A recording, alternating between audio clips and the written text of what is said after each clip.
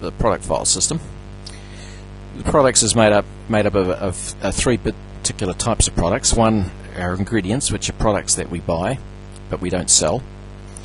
We have MUIs, which are made up ingredients, and PIPs, products in process, which are products that we make and don't sell. And we have finished products, which are products that we make and sell. So we can use on a recipe any combination of these products to complete the particular recipe. And a recipe can be made up in a number of steps so that we can actually spread the process across a number of stages.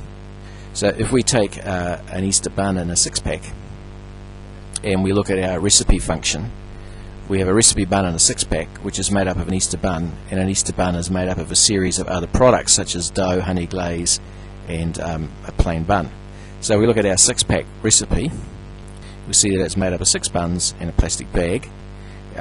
That this recipe here belongs to this department in the bakery, which may be the packing department, and it belongs to this particular group of production, bake type 3, so we can do a production report from it, and we can link our production notes and information to that, and we can see our costing. When we come back down to our Easter bun itself, we'll see that it's made up of some honey glaze, a bit of white dough, and an Easter bun plain, which these things will all be MUIs or PIPs in the process, and it is done in department 1 and belongs to this particular bake type here, and we've got our man minutes associated with setting this batch together. And then we come down to our Easter bun dough, and we find that this recipe produces kgs of dough.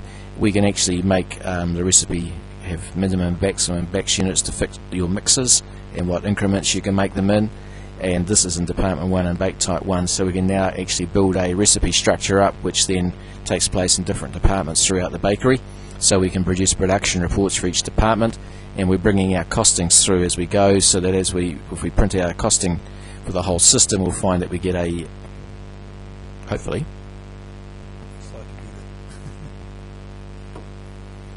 where'd it go? It's coming. Yes. We have our recipe, which is expanded down, going down through the Easter bun pack to the Easter buns, down into the components that make up each of the things, and then down the bottom we have our breakdown and costs through raw materials, packaging, other labour and overheads, giving our costing through. So we can actually flow our costing all the way through, bring our overheads in, and see how the whole thing fits together. So a finished product has a particular unit, belongs to a particular group, and has a particular recipe that it's linked to, and the bake units in the recipe determine how many you get from that one recipe. We have our weight that's come through. There are a number of other factors on the product here. We can decide whether the product is one that we can keep stock of, such as a chilled pie or a cake, so we can carry stock over from one day to the next, or if it's not ticked, it's fresh stock like a bun or bread.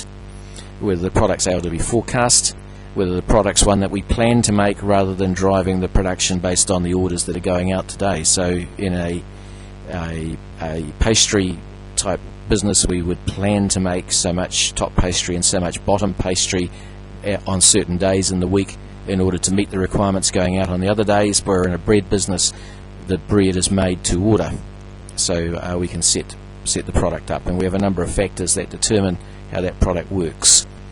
We have a series of ad hoc groups that we can create for the purposes of reporting or analysing, and a product can belong to as many different ad hoc groups as you wish, and you can use these in as many different ways. For instance, if Bill in the store requires a list of 4 particular products and what's going to be dispatched that day, you can put those 4 products into a production group called Bill's Group and use that for reporting. A product may be a buy-in product where you're actually buying the product for the purposes of distributing it, and in which case this particular page here would link that buy-in product together so you can see how it fits in the system. We have our nutritional page, and if the nutritional information's all been set up, then it will give us a nutritional breakdown for that product. Also, the product can be stored in a number of different locations throughout the bakery and in fact throughout the distribution network, and you can see the stock at each of those. We can have budgets for the quantity that we expect to sell each month which will break down to an average weekly sale and will reflect back down through the recipe system to a monthly demand, budgeted demand on the raw materials. Again, we can store documents against that product for specification purposes, and we can add custom fields on that product for reporting purposes. So the product file has a whole pile of information associated with it. Again, we can see our margins as we could on our customer based on the last 12 months. We can see the quantities being sold and the gross margins and the net margins after additional expenses are taken out. We can also graph the sales of that product, and it's very seasonal, being an Easter bun. We can actually look under details, and we can actually see which customers have bought this product, and we can actually drill down into that customer and see when it bought the product and what orders it went on, so we can actually drill into that order and flow it through. So we have the full detail, there of the product, and we can analyze back to see how it's being used and where it's being used. The ingredient products, on the other hand, have got another set of information about them which is quite interesting, in that we may be buying flour. We buy the flour in tons, and we use it in kgs, and so we set those two units up and we tell the system what the number is that links them. We can also stock take it in a different unit. We may be stock taked by the pallet, and we can put how many tons there are in a pallet, and we can buy it from a number of different suppliers, and we can buy it again in a different set of units, and the system will reduce the supplier field back to a price per kg, which we can then use for comparative purposes. We key our core nutritional information in on the flour, and if it's a product such as a mix which has composites, we can link our composite products in our allergens.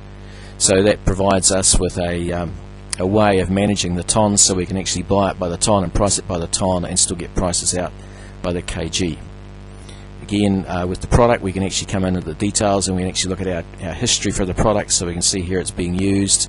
We can look through our purchases and see when it's being purchased and see the costings, how often we're buying it, and build up a usage factor for it.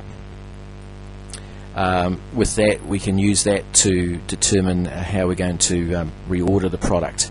And when we set in here, we can set a minimum stock level that we require, and we can either use a lead time to give us a dynamic stock control based on the usage, so we can say this is the number of days of stock that we need to have, and the system will look at how it's being used to determine the quantities to reorder, or we can say this is the quantity that we want to reorder, which will give us a maximum value from the minimum stock figure. And so we can actually manage our stock dynamically or statically, depending on what we want. We can do a what-if calculation and say, look, if the price of flour went up to 800, what would be the impact on all the products that are made, and it'll go back and find all the recipes that it's used in and give us a cost, showing you what the new cost will be and what the average selling prices are, and what effectively the margin would have been on those products based on the new costs, so we can actually see the impact of pricing changes in advance. We have our budgeted requirement in tons for this particular product of what we need, and again we can store documents about the product, contracts with suppliers and so on against this particular product.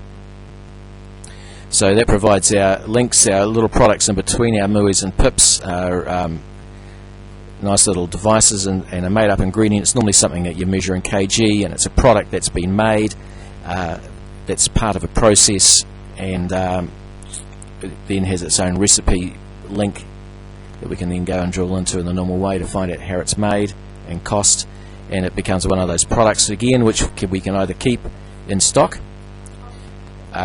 or add to our plan for production purposes, or we can just have it being made to meet the requirement of what's being sold, and it becomes a management structure that we can set up using our three products.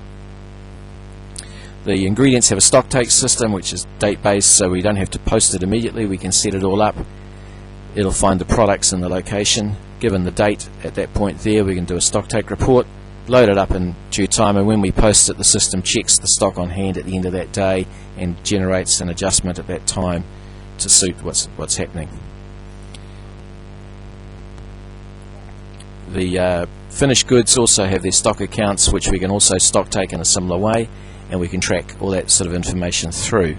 We have the ability to have stock being held at the bakery. We can have stock held on the runs. For instance, a truck with a freezer on board for selling frozen goods, we can stock the truck and sell casual sales, and we can have stock held at distribution points for the purposes of distributing orders remotely, and we can order stock between these points. So we have different ways of managing stock within the system. That's probably all I need to do on stock at the moment.